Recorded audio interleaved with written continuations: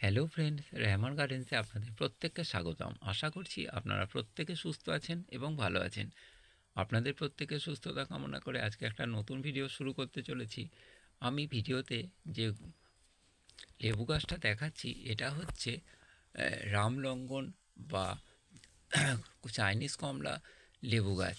এই লেবু গাছটা আমি কিনেছি মাসদিয়া থেকে। গুরুচাঁদ বলে একটা নার্সারি আছে, খুব ভালো লোক, তার কাছ থেকে আমি এই রামলঙ্গনের গাছটা কিনেছি। এই বছরেই কেনা, আর এই বছরেই জানুয়ারিতেই কিনে আনার কিছুদিন পরেই দেখছি এটাতে ফুল এসছে। ভদ্রলোক আমাকে বলেছিলেন হয়তো এই গাছে ফুল আসতে পারে, ফলও ধরতে পারে, কিন্তু না থাকার সম্ভাবনাই বেশি, তবে একটা আধটা থাকতেও পারে। আমি যেহেতু দুটো গাছ কিনেছিলাম, একটা গাছে ফুল আসেনি, এই গাছটাতে ফুল এসে দেখুন ফল ধরে গেছে। কি সুন্দর লাগছে ফল দুটো। তবে আমি রামলঙ্গন যেহেতু আমার বাড়িতে বড় গাছ থাকা সত্ত্বেও তাতে ফুল আসেনি, আর এই ছোটো গাছে কি সুন্দর ফুল এসছে দেখে অবশ্যই আমার তো ভালো লাগছেই। আপনারাও যখন কোনো ফলের গাছ কিনবেন তখন অবশ্যই একটা ভালো নার্সারি থেকে কিনবেন। এগুলো হচ্ছে সেই ভালো নার্সারিরই পরিচয়। তবে সব ক্ষেত্রে বলছি না যে এত অল্প বয়সে ফল চলে আসে, সেটা কিন্তু সর্বক্ষেত্রে হবে না। দেখুন গাছটা প্যাকেটেই আছে।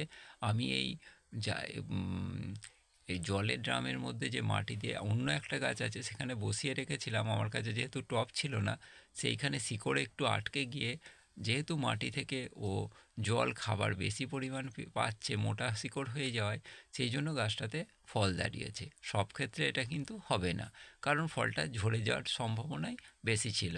যেহেতু ও শিকড়টা আটকে গেছে সেই জন্য ফলটা থেকে গেছে।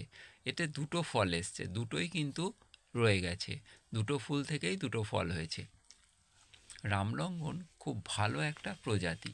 লেবুগুলো ছোট ছোট হলেও কমলা লেবু যে আমরা বাজারে খাই ছোট ছোট টাইপের একটা কমলা লেবু, সেই লেবুই কিন্তু খুব মিষ্টি হয়। এটা বাড়ির ছাদ বাগানে করলে খুব ভালো, আর এর ফলন প্রচুর হয়, মানে ফুলের মতো এর ফলন হয়। সেই জন্য এটা একটা আমাদের কাছে যারা ছাদ বাগানে গাছ লাগায় তাদের ক্ষেত্রে খুবই ভালো একটা প্রজাতি বলা যায়। আর আপনি যদি নার্সারিতে গিয়ে দেখেন এই লেবু গাছে কী পরিমাণ ফল হয়, আপনার মন ভরে যাবে। আর আমি এই জন্যই এই গাছটার ভিডিও করছি যে ছোট গাছেও এই গাছের ফল খুব তাড়াতাড়ি চলে আসে। আর এই গাছের যে ফলগুলো খেতে এতটাই মিষ্টি, ছোট ছোট হলেও আর বীজের পরিমাণ একটু থাকলেও ফলগুলো কিন্তু খেতে খুব মিষ্টি।